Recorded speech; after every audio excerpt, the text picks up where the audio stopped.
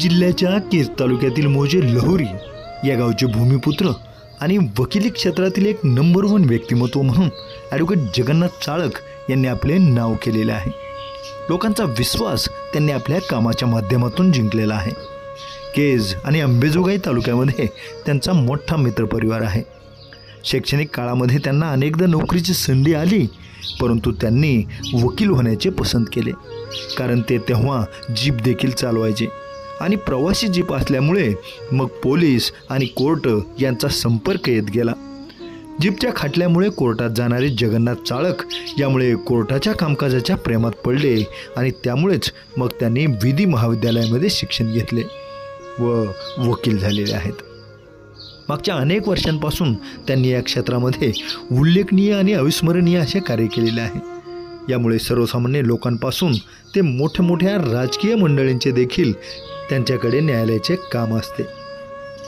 पक्षकारांना योग्य सल्ला देणारा माणूस म्हणून त्यांनी आपली वेगळी ओळख निर्माण केलेली आहे। त्यांच्या सौभाग्यवती देखील याच क्षेत्रामध्ये आहेत। घर कुटुंब सांभाळून देखील त्या वकिली क्षेत्रामध्येही चांगले कार्य करतात। म्हणून अशा या विशेष व्यक्तिमत्वाच्या ॲडव्होकेट जगन्नाथ चाळक यांच्या आजवरच्या जीवन प्रवासावर प्रकाश टाकणारी आमचे मुलाखतकार संतोष रोकडे यांनी घेतलेली त्यांची ही विशेष मुलाखत पहा न्यूज 1 महाराष्ट्र वाहिनीवर।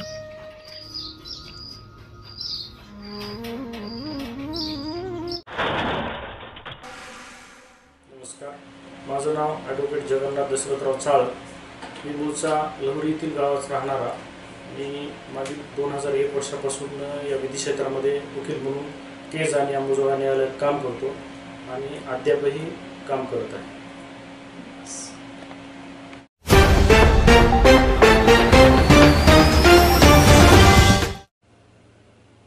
शायद किसी ने कहा है कि मंजिल उन्हीं लोगों को मिलती है जो चलते जाते हैं।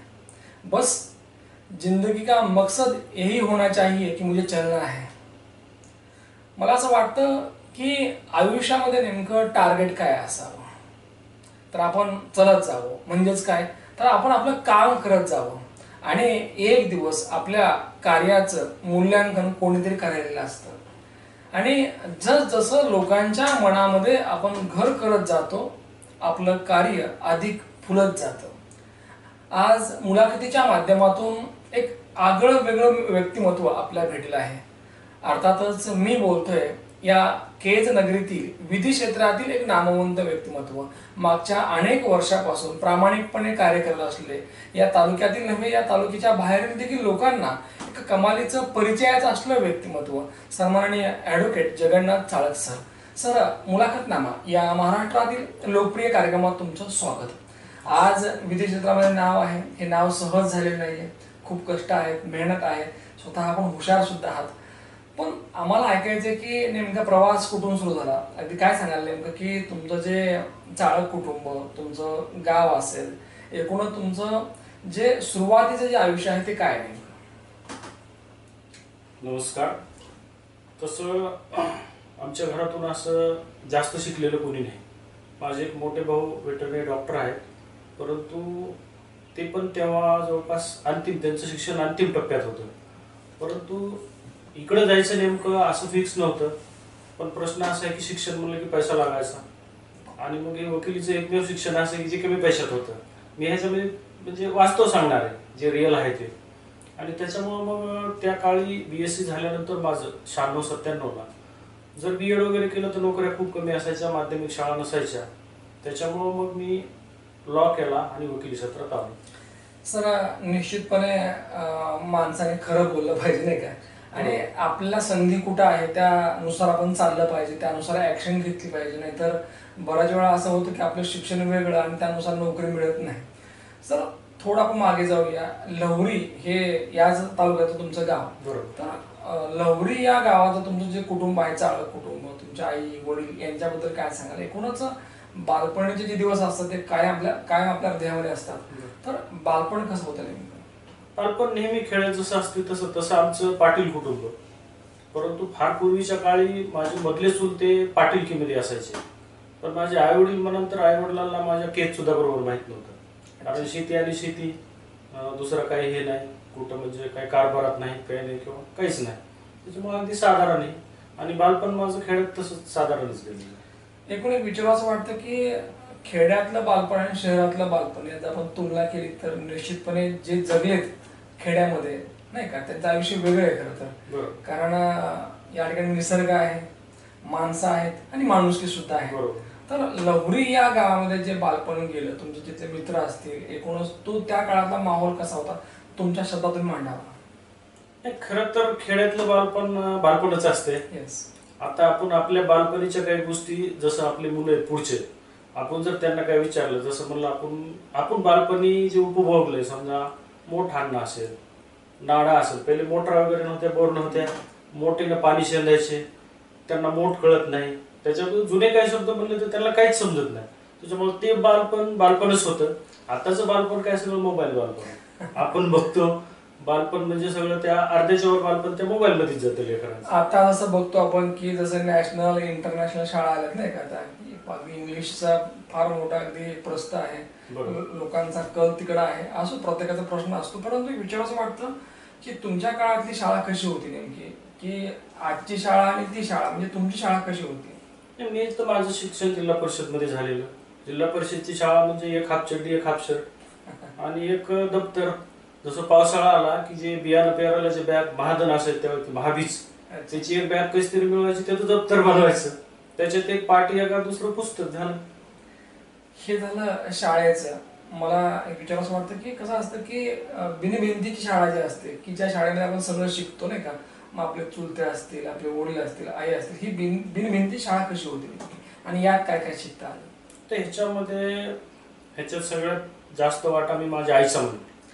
कारण वडील शिकलेले होते, परंतु वडिलांचं असं काही कामाच्या बाबतीत हे असल्यामुळे आमच्याकडे काही लक्ष नसत. परंतु आई थोडा बहुत अभ्यास घेणं, होमवर्क घेणं हे ते करायचे. तुमच्या जडणघडणीमध्ये सगळ्यात जास्त वाटा कोणाचा, म्हणजे जास्त लक्ष कोणी दिलं अभ्यासाकडे, का फक्त आईनेच. मग नाही, आईनेच. आणि मी तसा वर्गात हुशार असायचो. अच्छा. म्हणजे आता वर्गात हुशार म्हणजे आजचे 97% नाही, तेव्हाचे 60% म्हणजे फर्स्ट क्लास. तर मी माझा पहिलीपासूनचा वर्ग अखेर शेवटपर्यंत जवळपास वर्गात मीच हुशार असायचो.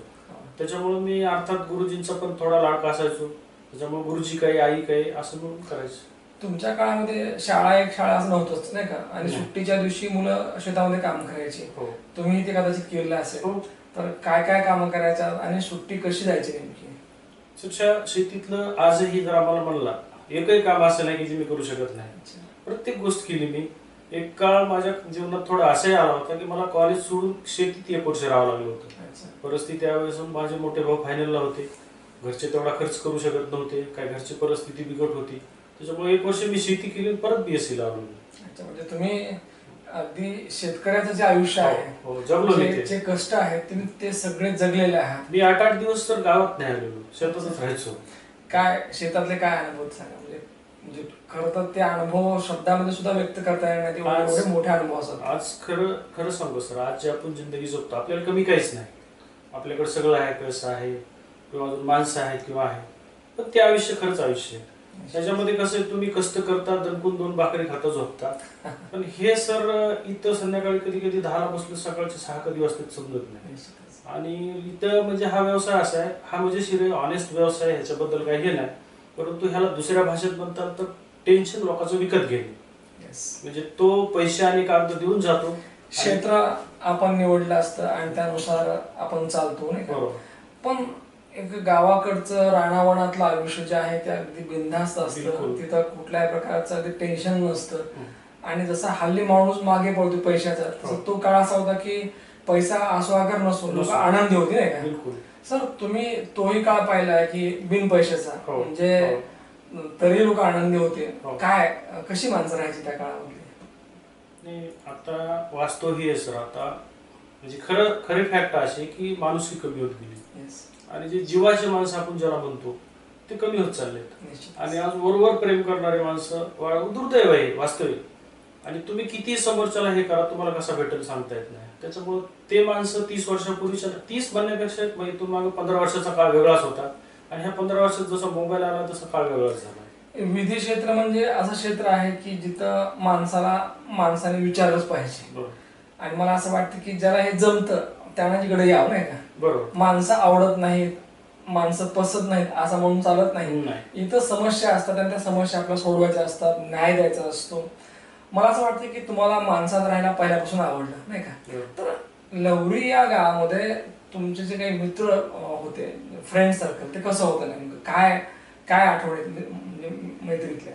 आता मैत्रीतली आठवणी सांगायची म्हणाल तर माझे एक मित्र आहेत, ती दिसत नाही त्यांना, आजही माझे जिगरी मित्र आहेत. अच्छा. आणि माझे काही वर्ग मित्र म्हणतात तर वर्ग मित्रामध्ये माझे काही एक्सपायर पण झाले, अच्छा. म्हणजे वेगवेगळ्या ह्याच्यामुळं, पण आहेत, संपर्कात आहेत, अधूनमधून भेटी वगैरे ते असतात.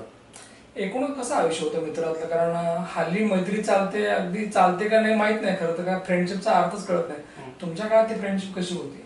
जीवाला जीव देणारी Yes. फ्रेंडशिप होती. आहे का? आज तशी परिस्थिती नाही.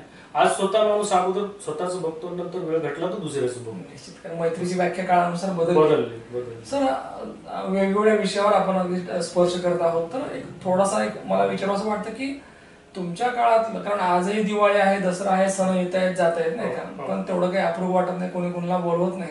आपण खायला करतो आणि स्वतःच खातो नाही का, आणि उरलं तर टाकून देतो, अशी रीती जगायची. आता तुमच्या काळातली दिवाळी कशी होती, दसरा कसा होता, त्या सणांचं स्वागत कसं व्हायचं, आणि तुम्ही जे सण हे जगलात ते सांगा सर. अगोदर तर सण तो, आता उदाहरण दिवाळी घ्यायचं म्हणलं, सण यायच्या अगोदर त्याची उत्सुकता असायची. कुठून तरी 5, 25, 10 रुपये मिळवणे, फटाके विकत घेणे, हे करणे ते करणे, सगळं तयारी. आता सण नाही राहिले, आता सण लुप्त होत चाललेत. आता सणा दिवशी सुद्धा सण केला जातो की न जातो का, त्याचं असं काही आतुरता म्हणजे राहिलीच नाही, असं म्हणजे सध्याचं वातावरण. आता ओळख आहे की ऍडव्होकेट जगन्नाथ चाळक साहेब, पण लहानपणी ओळख काय होते, लोक कुठल्या नावाने हाक मारायचे? लहानपणी काय सर, मला म्हणजे नाना आज बी म्हणतात, पहिले म्हणायचे. आणि गावात मला थोडा संस्कृतीचा नाद असायचा, त्याच्यामुळे मी गावातली जी आमची यंग कंपनी असेल वगैरे हे ते, त्यांना एकत्र करून मी ते कार्यक्रम असायचा, त्याच्यामुळे गावात मी बऱ्यापैकी ऍक्टिव्ह होतो. म्हणजे सगळ्यांचे तुम्ही नाना होतात नाही का, नाना, दादा आहे की नाही, काका, ही जी नावं आहेत ना, ही नाव अगदी प्रेमाने दिली असतात, एक रिस्पेक्ट असतो नाही का. जी व्यक्ती गावात खूप चांगली आहे, लोकांना मदत करते, अगदी लोक ऑटोमॅटिक त्या व्यक्तीला अशाच नावाने अगदी ओळखतात. सर, एक विचारायचं वाटतं की शिक्षणातला जो प्रोग्रेस आहे, तुम्ही आताचा उल्लेख केला की खूप चांगले होतात तुम्ही अभ्यासामध्ये, आणि त्या काळामध्ये अगदी कॉपी वगैरे नाही का, अगदी प्रामाणिकपणे शिक्षण होतं, शिक्षक पण तितक्याच लिहिणीने शिकवायचे, विद्यार्थी तितक्याच लिहिणीने शिकायचे. तुमच्यावर सगळ्यात जास्त प्रभाव कोणाचा पडला म्हणजे अभ्यासामध्ये, म्हणजे गुरुजी जे आहेत? आता तसं सांगायचं झालं तर एक विदर्भातले सर आहेत, रिटायर झाले ते आता, देशमुख म्हणून. ते नवीन नोकरीला लागले आणि त्यांनी लहरीमध्ये रूम केली, म्हणजे राहायला. त्यावेळेस मी 10वीला होतो, 1990 ची गोष्ट आहे. ती 20 रुपये महिना किराया, तर ते 10 रुपये द्यायचे, मी 10 रुपये, आणि आम्ही दोघं एका रूम मध्ये राहायचो. म्हणजे गुरुजी तुमच्या रूम मध्ये होते? आम्ही दोघं वेगळा अनुभव नाही, रूममेट आम्ही. आणि गुरुजी शाळेत आले की ते मॅथ शिकवायचे, घरी आले की आम्ही क्लासमेट, म्हणजे लहरीत राहून. आणि मग त्यांनी मला अभ्यासाला बऱ्यापैकी हे केलं, आणि त्यांच्या मोटिव्ह करून मी केलं पुढं. म्हणजे ते विदर्भात आलेले देशमुख गुरुजी की ज्यांच्यावर तुम्हाला राहायला संधी भेटली, नुसती ही संधी नव्हती, तर तिथनं खरं तर आयुष्य बदललं असेल नाही का. कारण काय असतं की आपल्या डोक्यावर हात कुणाचा आहे खूप महत्वाचं असतं. म्हणजे तुम्ही त्या गुरुजींना आजही विसरलं नाही. मला असं वाटतं की जर कर्म चांगले असतील, कुणाचे असेल तर ते कोणीही विसरत नाही, त्यामुळे आजचे कर्म करू नाही का. सर, आयुष्यामध्ये एक कलाटणी असते की 10वी पर्यंत आयुष्य वेगळं असतं, आणि ग्रामीण भागातली जी मुलं असतात त्यांना 10वी नंतर पुढे काय करायचं हे आजही कळत नाही खरं तर. तसं तुमच्या बाबतीत नेमकं काय होतं नेमकं, म्हणजे 10वी नंतर नेक्स्ट काय होतं? 10वीला माझी शेवटची बॅच होती सर, आणि त्यावेळेला मला 67% होते बिना कॉपीचे. आणि त्यावेळेला माझा डीएडला नंबर काहीतरी थोड्याशा डोनेशन मध्ये वगैरे लागत होता, परंतु घरच्यांनी तो निर्णय घेतला नाही आणि म्हणले 11वी 12वी शिकू द्या. अर्थात ते 11वी 12वी शिकवलं त्यांचंच डिसिजन, मला माहित नव्हतं. घेतलं ऍडमिशन, मी गेलो. म्हणजे डीएड करायचे नाही हे माहित नव्हतं, काय करायचं माहित नव्हतं, फक्त एक एक अभ्यास करावा लागतो, पुढे जावं लागते. अभ्यास बी होता म्हणजे टच मध्ये, देशमुख सर असल्यामुळं. 11वी माझी बीडला झाली, बलभीम कॉलेजला. आणि माझ्या 12वीच्या वेळेला 93ला आमच्या भावाचं फायनल होतं वेटरनरीचं. मग मी तिथं परभणीला राहिलो 12वीला. आणि 12वी झाल्यानंतर मी फर्स्ट इयरला ऍडमिशन घेतलं, परंतु फायनलचा खर्च नसून झाल्यामुळे मी 1 वर्ष गावाकडे शेतीत आलो. आणि मग त्यांची डिग्री कम्प्लीट झाली, त्याच्यानंतर त्यांना जॉब लागला. त्यांना जॉब लागल्यावर मग आता ते व्यवसायात म्हणजे पोल्ट्रीमध्ये गेले ते मॅनेजर म्हणून. मग त्यांनी असं ठरवलं की ह्यालाही व्यवसायात काहीतरी शिक्षण देऊन माझा एक डिप्लोमा केला, आणि त्याच्या आधारे मला पण नोकरी लागली. परंतु नोकरी लागली त्यावेळेस माझं वयच असं होतं एक साधारण 20 वर्ष की मला ती जमली नाही, मला ते मॅनेजमेंट करता आलं नाही. त्याच्यामुळे मी नोकरी नाही करू शकलो. आणि मग तिथं माझ्या भावांना सल्ला दिला काही लोकांनी की याचं शिकायचं वय, ह्याला शिकू द्या. आणि मग मी परत BSc केली. आयुष्य मुळामध्ये नागमोडी आहे खरं तर. इथं अनेक घटना, अनेक प्रसंग आहेत. कधी कोणाचा रोल चेंज होईल हो. सांगता येत नाही, नाही का. हो. कदाचित थोडं लक्ष दिलं असतं तर डीएड झालं असतं. 100%. आणि आणि आज विशेष म्हणजे सर, आज माझे सगळे क्लासमेट केंद्रीय मुख्याध्यापक आहेत. म्हणजे सगळे. कदाचित तुमच्या आयुष्यात तो योग आला असता. आला असता. असो, जो हो अच्छा हवा. नाही, ठीक आहे ना सर, काही काळ तुम्ही अगदी कमी वयामध्ये नोकरीला पण लागलात. हो. तो नोकरीचा काय अनुभव? कारण 4 पैसे आले की माणसाला जास्त सुचतं, नाही का. तसं तुमच्या बाबतीत काय घडलं नेमकं, की म्हणजे नोकरीचा नेमका काय अनुभव? असं होतं की मला पोल्ट्रीमध्ये मॅनेजर म्हणून नोकरी लागली. माझं वय होतं 20 वर्ष. माझ्याकडे 20 ते 22 माणसाचा स्टाफ होता. अच्छा. पण ते लोक एवढे मुरलेले असायचे की त्यांनी म्हणजे मला नोकरीच करू दिली नाही. मी त्यांना ब्लेम करतोय असं नाही, पण ते जे मजूर लोक जी त्यांची सवय असते त्या सवयीला मी बंधन घालायला गेलो त्या वयाचंही करून, पण ते मला जमलं नाही आणि मला नोकरी सोडावं लागली. म्हणजे आपलं वय कमी होतं, अनुभव कमी होता, मॅच्युरिटी नव्हती. मॅच्युरिटी नव्हती. चला, त्या लोकांनी त्यांचं काम केलं, आपण आपलं काम केलं. कदाचित त्यांनी जर खूप प्रेम दिलं असतं तर मी तिथंच बसलो असतो. कारण मी आताच म्हणलं की प्रसंग हे ठरवून झालेले असतात, नाही का. सर, ज्या वेळेला नोकरी सोडली त्यावेळेला तुमचा निर्णय हा वैयक्तिक होता का लादला गेला का आणखी काय? माझाच. मीच भावाकडे आग्रह धरला की माझं मत नाही, ते मला त्रास होते, लोक परेशान करतात आणि त्याच्यामुळे मग ते सोडून दिली त्यांनी. रिटर्न जर्नी सुरू झाली शिक्षणाकडे आणि परत BSc करायचा निर्णय घेतला. BSc कुठे केली सर? BSc माझी वसंत महाविद्यालय केजलाच झाली. केजमध्ये. ज्या वेळेला परत तुम्ही आलात तिकडं नोकरी सोडून आणि BSc ला सुरुवात केली, तर काय असतं की परत काय असतं की प्लॅनिंग सुरू होते आणि थोडी मॅच्युरिटी पण आलेली असते. तर BSc करतानाच आयुष्य कसं होतं? म्हणजे अगदी गावाकडनं अपडाऊन होतं का इथंच रूम होती? गावाकडनं अपडाऊन होतं. आणि BSc ला मी जेव्हा आलो तेव्हा मला बऱ्यापैकी समज आली. मग आणि दुसरी गोष्ट, शेती त्या काळात चांगली म्हणजे उत्पन्न नाही द्यायची. आमच्या भावाने काय केलं, एक गाडी घेतली म्हणजे कमांडर. तेव्हा कमांडरचं फॅड होतं जास्त. 96-97चा काळ येतो, पॅसेंजर आणणे आणि नेहमी. मग ती गाडी घेतली. मग त्या गाडीवर असं त्यांचा भाव असं किंवा ह्याच्याने खर्च पण चलन, ह्याचं शिक्षण पण होईल. तर मग ती गाडी आम्ही झुंजारण्याचा पेपरला असायची. तर दिवसभर तो ड्रायव्हर चालवायचा, रात्री मी चालवायचो. आणि बीडला म्हणजे रात्रीचं मी चक्कर मारायचो आणि दिवसा इथं कॉलेज करायचो. ओके सर, कधी काळी ड्रायव्हर म्हणून काम केलं आहे घरच्या गाडीवरच, नाही का. तर आणि ते रात्री आली. तर तो अनुभव काय होता? नाही आता कधी वाटलं नाही असं जाऊ द्या शिक्षण नको, आता हेच बरं आहे आपलं? नाही, वाटायचं ना, पण वाटलं तरी थोडीशी जिम्मेदारी. शिक्षणाला मला आवडीचा विषय होता तो. आता ड्रायव्हिंग करणं म्हणजे हे की त्या वेळेला ड्रायव्हरला 3-3.5 हजार पगार असायचा. गाडीचा महिना 12,000 रुपये हप्ता असायचा.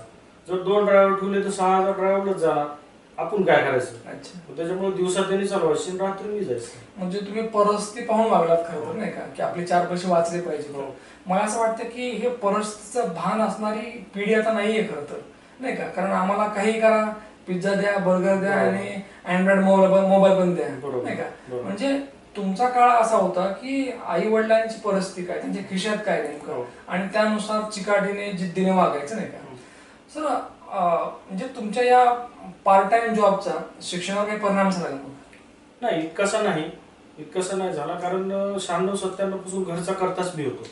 सगळी जिम्मेदारी मलाच बघावं लागायची, घरची काय असेल ती. त्याच्यामुळं आणि त्या ह्याच्या बजेटमध्ये बसवावं लागायचं, त्याच्यामुळं पर्याय नव्हता.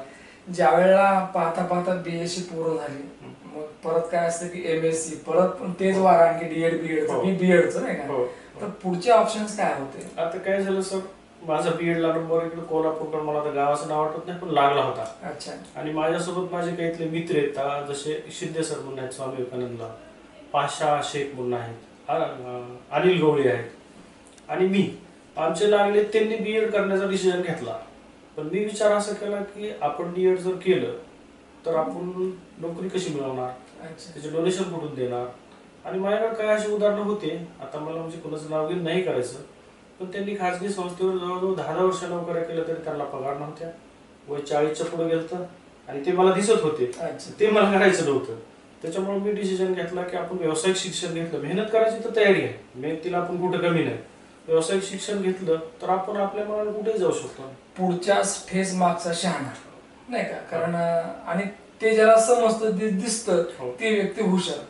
कारण आजही बघतो आपण की बरेच शिक्षक मंडळी 20 वर्ष 15 वर्ष काम करतात पण पगार नसतो आणि तुम्ही हे सगळं वास्तव पाहिलं. मला असं वाटतं की विश्वरूप पाहण्यापेक्षा स्वरूप पहा हो. की आपलं काय करायचं नेमकं. हो तुम्ही मग ज्या वेळेला BA ला नंबर लागत होता, लागलाय होता खरं तर, हो फर्स्ट क्लास होता माझा Yes, BSc ला. yes, yes. कारण तुम्ही पाहिलं पण हुशार आहे. मग BA तुम्ही टाळलं ते. हो. मला असं वाटतं जे केलं चांगलंच केलं, जो हुआ अच्छा हो हुआ. अच्छा. मग ज्या वेळेला BA टाळलं त्यावेळेला मग व्यावसायिक शिक्षणाचे काय पर्याय होते नेमके? व्यावसायिक शिक्षण काय होतं, आता मी त्या काळचं मला आज जास्त सांगता येणार नाही, पण काय होतं की केशवराव काळे जे एक्सपायर झालेत सध्या, ॲडव्होकेट होते केजला, फेमस लॉयर होती क्रिमिनलची. आणि माझी गाडी असल्यामुळं काय, मी थोडा सुशिक्षित असल्यामुळं, त्याच्यानंतर लॉ म्हणजे ही करत असल्यामुळं शिक्षण BSc ला होतो मी त्यावेळेला, मी पोलीसवाल्यांना पण बऱ्याच माहित होतो. आणि दुसरी गोष्ट, गाडीवर खटले वगैरे यायचे, कमांड गाडीमुळे. हा मला सगळे पोलीस ओळखायचे. आणि हे खटले वगैरे झाल्यामुळे मला काळे बापू ओळखीत आले, म्हणजे केशव काळे. त्यांना विचारलं, बापू म्हणलं वकील व्हायला काय लागतंय, कशी डिग्री असते, खर्च किती असतो, काय असतो, त्यांनी मला गाईड केलं. आणि मी म्हणलं की हे बेस्ट आहे, आपण हे करू शकतो, हे आपल्यासाठी बेस्ट आहे, हे कमी खर्चात होईल. राहिला प्रश्न मेहनतीचा, तर बघू काय होतं. देवासारखी माणसं या ठिकाणी गाईड करतात, मार्ग दाखवतात आणि ते निवडून गेले असत. खरं तर आज काळे बापू नाही येत, परंतु त्यांनी तुम्हाला कळत न कळत दाखवलेला मार्ग तुम्हाला पटला आणि लॉ करायचा डिसिजन घेतला. सर लॉ कुठे केला नेमका? लॉ माझा बीडला झाला, लॉ कॉलेज बीडला. आणि परत मास्टर डिग्री माझी विद्यापीठात झाली. लॉ करण्यापूर्वीची सिच्युएशन काय होती नेमकी? म्हणजे कोणाशी तुम्ही अगदी सल्ला मसलत केली का डायरेक्ट तुम्ही ऍक्शन घेतली? नाही, बापूंनी सांगितल्यानंतर मी कॉलेजला संपर्क केला. त्यांना फीस होती, अगदी 200-300 रुपये फीस होती. आणि 200-300 वर्ष जाणार होतं, ते आपल्यासाठी बेस्ट होतं. त्याच्यामुळे मी डायरेक्ट ऍडमिशन घेतलं. आणि मला घरच्यांनी पण म्हणले ठीक आहे, काय हरकत नाही. तर अगदी पाहता पाहता अगदी DED BEd या 2 पायऱ्या तर अगदी निघून गेल्या होत्या, नाही का? अगदी पुन्हा मॅनेजरची नोकरी निघून गेली होती. आणि आता फक्त होतं खडतर जीव, नाही का? कारण लॉ जर केलं नसतं मग कुठतरी तीच कमांडर गाडी किंवा ऑटो रिक्षा किंवा मग शेतीमध्ये आपलं उत्तम शेतकरी झाला असतात. पण असं म्हणतात की ज्याची इमानदारी आहे, की जो प्रामाणिक आहे, त्याच्या आयुष्यामध्ये नेहमी चांगलं घडतं. कारण कोणीतरी एक आहे की जो आपला पाहिलेला असतो.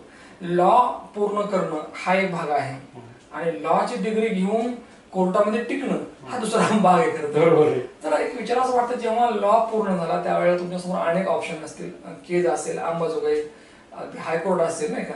तर तुम्ही केज नगरीचाच पर्याय काय निवडला का गावाजवळ असल्यामुळे? आता विषय असा आहे की लॉ झाल्यानंतर कुठं प्रॅक्टिस केल्यावर काय होतंय हे माहित नव्हतं, घरच्यांना माहित नव्हतं, कुठं काय माहित नव्हतं.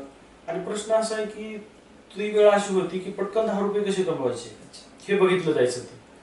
आणि मग त्याच्यानंतर मी केजलाच सुरू केलं. आता पुढं इंटरेस्टिंग किस्से होत गेले. केजला सुरू केल्यावर काय होतं, मी गाडीवाल्यांचं जास्त ओळखीचं होतं, त्याच्यामुळे मला काम लगेच भेटत गेलं. रिपोर्टरचे खटले वगैरे हे ते चालू असायचं. आणि त्यावेळेला आपल्याकडे DYSP होते, टू माप साहेब, त्यांची खास मोहीम असायची, त्याच्यामुळे चालू व्हायचं. पण नंतर नंतर असं का आला की मी वकिलीमध्ये पण फ्रस्ट्रेशन मध्ये गेलो. कारण की इथं पण थोडासा गॉडफादर पाहिजे, हे पाहिजे, संघर्ष आहे.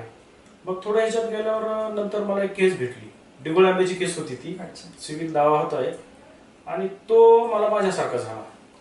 आणि माझ्यासारखा झाल्यानंतर मग तिथून पुढं मी त्याच्यात मला कळलं की ह्याला काय करावं लागतंय. आणि मग मी फुल डेडिकेशन त्याच्यात पडलो. आणि तुम्हाला कळलं वाटतं, मी 2-2 रात्री जागायचो, एवढी मी ही केली. आणि मग थोडे एखादा लोकांना एकदा रिझल्ट मिळत गेले की लोक बरोबर येतात. अगर बात बननी है, बात बनानी है, तो रात रात या ठिकाणी काम करावं लागतं आपल्याला. मला असं वाटतं की काम करत राहा, नाही का? सर कमांडर गाडीमुळे तर खरी तर ओळख तयार झाली आणि त्याच कमांडर गाडीमुळे पुढे वकिली व्यवसायामध्ये सुद्धा कमांड आपल्याला मिळवता आली, नाही का? अगदी बऱ्याच वेळेला चढ उतार आले, कारण कुठलाही क्षेत्र म्हटलं की प्रत्येक वेळी उतार नसतो, चढ पण असतो. तर हे चढ उतार काय होते आणि याच्यावर कशी मात केली नेमकी? चढ उतार मी तेच म्हणलं, उमाप साहेब गेल्यानंतर ते अचानक कमी झालं. आणि मग एक तुम्हाला आता वास्तव सांगू सर, की पहिलं मी आज मी पक्षकार जागरूक आहे. तुम्हाला उठलं सुटलं कोणी मॅटर देत नाही. तुम्ही म्हणजे तुमचं बारीक ऑब्झर्वेशन केलं जाते. वकील बसतो कुठं, उठतो कुठं, ह्याचे मित्र कोण आहे, त्याचे थांबण्याचे ठिकाणी कुठे, सगळं बघितलं जातं. इव्हन मी आज तर एवढे जागरूक झालेत पक्षकार, तुम्हाला मुलगी द्यायला मुलगा जितका बघते त्याच्यापेक्षा केस द्यायला वकील बघते. ही आजची परिस्थिती आहे. मग तुम्ही कुठल्या केस लढलात, काय हे ते पक्षकार येण्याच्या आधी तुमचा सगळा बायोडाटा चेक करूनच येते ती. आणि मग त्याच्यामुळं फक्त डेडिकेशन ना, मी एक धरलं, पैसे किती मिळतात बघायचं नाही, काम करायचं, काम असं घुसून करायचं की एकदम तन मन धन. माहित नाही कधी एकदम पटकन वेळ बदलली की बऱ्यापैकी मॅटर आली. समाज सुधारलाय, समाज शिकलाय. तुम्ही आताचा उल्लेख केला की मुलगी देताना जसं पुढची पार्टी कशी आहे हे लोक चेक करतात आणि 10 वेळा चेक करतात. त्याच्यापेक्षा जास्त केस देताना वकील चेक करतात. निश्चित, कारण प्रश्न आयुष्याचा असतो नाही का, प्रश्न प्रॉपर्टीचा असतो. जे सुजाण नागरिक आहेत. येस. बाकी मग चला. आणि कारण काय की ज्याला कळतं ती माणसं मग आपल्याकडे येतात की नाही हे वकील साहेब खूप चांगलं काम करतात, हे अभ्यासू आहेत, हे हुशार आहेत. ज्यावेळेला असं म्हणण्यापेक्षा आज तुमच्या अशा ओळख झाली की मेहनत करणारे वकील साहेब, हुशार वकील साहेब नाही का, आणि अगदी कधी 24 आवर्स लोकांच्या अगदी हाकेला धावून जाणारे. तर आतापर्यंतचा जो प्रवास आहे या 24-25 वर्षाचा, मागे वळून पाहताना काय वाटतं नेमकं आज? समाधानी. जे मिळवलं त्याच्यात समाधानी आहे, बस तेवढं. एक कमांडर गाडीचा ड्रायव्हर ते अगदी विधी क्षेत्रातला नामवंत वकील, हा प्रवास कसा आहे नेमका? काय सर, मी काही पत्ते पाळले. अच्छा. मी पहिलं पत्ते असं पाळलं की एक गावरान म्हणे, एक आपल्या वादीसाठी लोकांचा हल्या कापणं. मी आजही ती पाळतो. मी महिन्यात कमीत कमी 2-4 लोक तरी वापस पाठवतो. समजा मला पेपर दाखविले किंवा असं आम्हाला असं करायचं, पहिलं तर ते 2-4 लोक अगोदर चौकशी करून आलेले असते, कारण आमच्याकडे येणारा आम्हाला पक्का माहिती ती कुठंतरी 2-4 ठिपून येते. त्याच्यात मला असं जाणवलं की ह्याच्यामध्ये ह्याला काय मिळणार नाही, म्हणजे ह्याच्यासारखी केस होऊ शकणं फार दुरापास्त आहे, कमी, ह्याच्याकडे काय नाही. आपण त्याला सल्ला देतो, एक तर तुझे पैसे जातील आणि वरून तुला एक दुश्मन तयार होईल. त्याच्यापेक्षा तू हे सोडून दे, त्याला मुलीने किती पटवता येतं पटव आणि घरीच अर्धी खाऊन मस्त राहा, असं आपण हे मेंटेन केलं. दुसरी गोष्ट, आपण म्हणजे काही एमकेल करून आलेल्या माणसाचे पैसे काढणे हे नाही आपण करत. दुसरी गोष्ट, दुसऱ्याचे नाव सांगून घेणे हेही नाही करत. आणि मग लोकांना ते पटतं. सर तुम्ही एकदा सांगितलं ना किंवा हे मी म्हणतो माझी फीस एवढी, तुम्हाला परवडलं बघा नसताना हे, पण ती ह्याला एवढे, त्याला तेवढे, त्याला तेवढे म्हणलं मग ते जास्त नाही टिकत. हा मला माझ्या पुढच्याचा बघून अनुभव होता. त्याच्यामुळे मी मग तुम्हाला स्वतःचा ब्रँड बनवायचा तर मग ह्या गोष्टी काय पाळावं लागते. कभी मेरी जंग, कभी औरों की जंग, बस जिंदगी एक जंग है, लढना है. सर प्रत्येक वेळी या ठिकाणी कोर्टामध्ये तयारीने जावं लागतं नाही का, ते बऱ्याच वेळा पुढचे मुद्दे आपल्याला खोडायचे असतात. एखादा असा प्रसंग सांगा आम्हाला, अशी केस सांगा की खरंच ती कॉम्प्लिकेटेड होती पण तुमच्या प्रयत्नामुळे त्या व्यक्तीला न्याय भेटला. आता असं भरपूर केसेस किती आहेत, परंतु आहेत मेमरीत राहण्यासारखी. आपल्याला अलीकडे एक मांगोडगावला एक हत्याकांड झालं होतं. अच्छा. ट्रिपल मर्डर झाला होता, त्याच्यामध्ये भारतीय हत्याकांड झालं होतं आणि ती केस मी लढलो होतो. आणि कोरोना काळात सगळे कोर्ट बंद होते आणि स्पेशल हे असल्यामुळे ती केस फक्त चालू होती. मास्क वगैरे मागून आरोपी जेलमधूनच असायचे, व्हीसीने चालू झालेलं होतं आणि ती हे तर कॉम्प्लिकेटेड केस होती. पण त्याच्यामध्ये मी सोडवले, काय आरोपी विरुद्ध सुटले, काहीला जन्मठेप आली, काहीला सुटली. असं बाकी तालुक्याच्या कोर्टाला म्हणतात तर आम्हाला दिवसात 10 फाईट करावं लागते, कारण इथं मॅटर छोटे छोटे असते, संख्या जास्त असते. आणि सेशन्स वगैरे ह्याच्यामध्ये मॅटर कमी, संख्या कमी असते, फायटिंग जास्त असते. त्याच्यामुळं असं पर्टिक्युलर एखादा नाही सांगता बघा, पण कोर्टामध्ये सतत या ठिकाणी एक विचार असतो, लोकांना न्याय द्यायचा असतो आणि निश्चितपणे आपण आजवर अनेक लोकांना, गोरगरीब लोकांना न्याय दिला आहे. त्या ठिकाणी पैसा कधीच तुम्ही महत्वपूर्ण मानला नाही, तर लोक आणि त्यांना न्याय एवढं फक्त डोक्यात ठेवलं. सर याच्या पलीकडे आणखी काय विषय करतो जे आपल्याला पैसा मिळतो सर. येस. कधी कधी मला वाटतं ह्याच्यामध्ये मी ह्यांना न्याय देऊ शकतोय, द्यायलोय, पैसे मिळतील का नाही, पण कधी कधी तुम्हाला डबल तुमच्या अपेक्षेच्या दुप्पट देऊन जाईल. निश्चित. आणि हे अनुभव मला कित्येकदा आले. त्याच्यामुळे मी आता हे काय, मी इथं बसलो तर समाजसेवा नाही करायला बसलो. निश्चित मला माझं घर, प्रपंच, मला सगळं चालवायचं. प्रत्येक व्यक्ती काम करते, त्याला 4 पैसे मिळावेत हाचा उद्देश असतो. तो उद्देश असला पाहिजे खरं तर नाही का. तुम्ही काम करतायत, 4 पैसे मिळावेत, मी काम करतोय, 4 पैसे मिळावेत, कारण हे जग चालेल त्याच्यावर. सर या पलीकडे जाऊन जिथं आपलं खाजगी आयुष्य असतं, जिथं आपला एक फ्री टाइम असतो, ज्या वेळेला, तसं तर तुमच्या आयुष्यामध्ये फ्री टाइम नाहीच करत, पण जरी कधी असेल तर त्यावेळेला काय करायला जास्त आवडतं, म्हणजे कुठल्या गोष्टी करतात? त्यावेळेला मला शेतीचा नाद अजून सुटला नाही. तुम्ही पलीकडे प्लॉट मध्ये बघितले तर वाघाचे झाडे पाहिले मी ते. आणि मी म्हणजे इथं खाण्यापुरती भाजी, आता यावर्षी काय उन्हाळ्यामध्ये हे फर्निचरचं काम चालू असल्यामुळे माझं लक्ष नाही गेलं.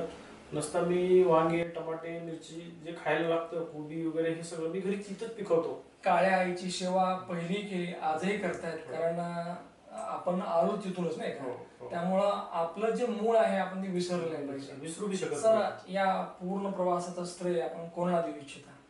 अर्थातच माझे गुरु ॲडव्होकेट व्ही कुलकर्णी साहेब यांचं अमूल्य बहुमोल असं मार्गदर्शन मला वेळोवेळी मिळत गेलं आणि त्यांच्या मार्गदर्शनामुळे मला हा व्यवसाय करणं सोयीचं आणि सोपं होत गेलं. आज तो सांगतो, तुमची गृहिणी, तुमची अर्धांगिनी जर तुमच्या पाठीमागे नसेल, निश्चितच. आज मी बाहेर मोकळा चाकळा फिरतो, काम करतो, काही करू शकतो. त्याचं कारण आपण घरात, जो माणूस घरातून फ्री आहे Yes. तो बाहेर काहीही करू शकतो, कुणालाही झगडू शकतो. Yes. पण जे घरातच गुंतलेला आहे ते माणूस बाहेर नाही काय करू शकत. पण माझा योग असा, माझी मिसेस पण LLB झालेली, तिचं लॉयर आहे ती पण, आणि जरी असली तरी तिनं म्हणजे सुरुवातीपासून, अगदी आमचं लग्न झालं 2002 ला, तेव्हापासून घरचं उंबऱ्याच्या आतलं मी काही बघत नाही. काही पाहुणे रावळे असतील, नातेवाईक असेल, कार्यक्रम असेल, काही सगळं ती बघती आणि मला तिनं पूर्ण इकडे वाहून दिले. त्याच्यामुळे मला घरात काय बघावं लागत नाही. त्याच्यामुळे मी पूर्ण वेळ हे करू शकतो. यशस्वी व्यक्तीची जी बायको असते, जी अर्धांगिनी असते, जी पत्नी असते, खऱ्या अर्थाने ती ताकद असते नाही का? बरोबर. आणि तुमच्या बाबतीमध्ये तुम्ही अगदी लकी आहात, सुदैवी आहात की तुमच्या अर्धांगिनीच्या स्वतः वकील आहेत. हो. अगदी घरे सांभाळतात, तुमच्यावर अगदी कोर्टे सांभाळतात त्या. हो. आणि मला असं वाटतं की जेव्हा असं समीकरण जुळून येतं त्यावेळेला खऱ्या अर्थाने ती व्यक्ती नशीबवान असते नाही का? सर, तुमची नेक्स्ट जनरेशन काय करते? कारण ते राहिले नेक्स्ट जनरेशन मध्ये मला एक मुलगा आहे मोठा, जो सध्या आता प्री लॉ 4th इयरला छत्रपती संभाजीनगरला MP लॉ कॉलेजला आहे. आणि जुळवा मुली आहेत मला 2. त्या आता 12वीला आहेत, मॅथ करतात त्या. आपण संजय घोडावतला ठेवल्या होत्या, परंतु एकीचा हेल्थ इश्यू असल्यामुळे ती घरी आणि एक तिथं आहे. निश्चित. जरा माणूस जेव्हा प्रवास करतो तो प्रवास केव्हाच थांबत नाही की नाही? तर तुम्हाला काय वाटतं नेक्स्ट आणखी काय असेल तुमच्या बाबतीमध्ये? पुढची प्लॅनिंग काय आहे?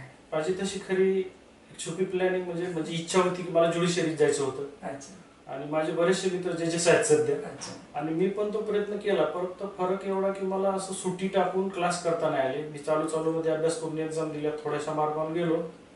पुढच्या पिढीत कुणाला तरी ज्युडिशरीत लावायची इच्छा. बस. मैं चलता गया, कारवा खुद ब खुद बनता गया, बस मैं चलता गया. मला असं वाटतं की आपण चालत राहावं. काय पुढं होईल, काय होणार आहे याचा फार विचार करण्यापेक्षा आपण काम करत राहावं. वकील साहेबांचा जर प्रवास बघितला, अगदी गाव खेड्यातला आहे. लहुरी हे त्यांचं गाव, आई वडील शेतकरी, आणि वडिलांना हेही माहित नव्हतं की नेमकं पुढे काय करायचंय. आईला थोडंफार माहित होतं, तर आई सांगायची बघ बाबा शिक, 4 पुस्तक शिक, फक्त एवढंच नाही का? आणि मग 4 चांगली माणसं मिळत गेली. अगदी सुरुवातीच्या टप्प्याला अगदी त्यांचे रूममेट असलेले देशमुख गुरुजी, जे शिकवायचे, जे मित्रही होते, त्यांच्यामुळे खऱ्या अर्थानं थोडंफार बाहेरचं जग समजलं. अगदी शिक्षण काय असतं, त्यातनं काय होतं नेमक्याचा अंदाज येत गेला. आणि हळूहळू अंदाज येत गेला की माणूस अगदी पुढे जातो. अगदी पाहता पाहता या ठिकाणी ते आज विधी क्षेत्रामध्ये एक नामवंत व्यक्तिमत्व आहेत. आणि या ठिकाणी काम करत असताना एकच पथ्य पाळलं की लोकांची केस काय आहे ते समजून घेणे, त्या केसवर वर्क करणे, काम करणे. चाहे मग या ठिकाणी 4 पैसे कमी मिळतील, जास्त मिळतील, परंतु त्या व्यक्तीला जर न्याय दिला तर आपली एक वेगळी ओळख तयार होते. कारण आपल्या कामातनच आपली ओळख, आपली म्हणजे प्रत्येक व्यक्तीची ओळख तयार व्हायला असते. निश्चितपणे या ठिकाणी मोठ्या जिद्दीने प्रवास केलेले सन्माननीय अगदी उल्लेख करावा असं वाटतो की ज्यांनी खूप मेहनतीने इथपर्यंत आलेले आहेत, ॲडव्होकेट चाळक सर. निश्चितपणे सर, तुमच्या प्रवासाला न्यूज वन महाराष्ट्र चॅनलचा अगदी त्रिवार सलाम, सॅल्यूट. ही मुलाखत तुम्हाला आवडली असेल, परत भेटूया पुढच्या मुलाखतीमध्ये. तोपर्यंत पाहत राहा न्यूज वन महाराष्ट्र चॅनल. धन्यवाद.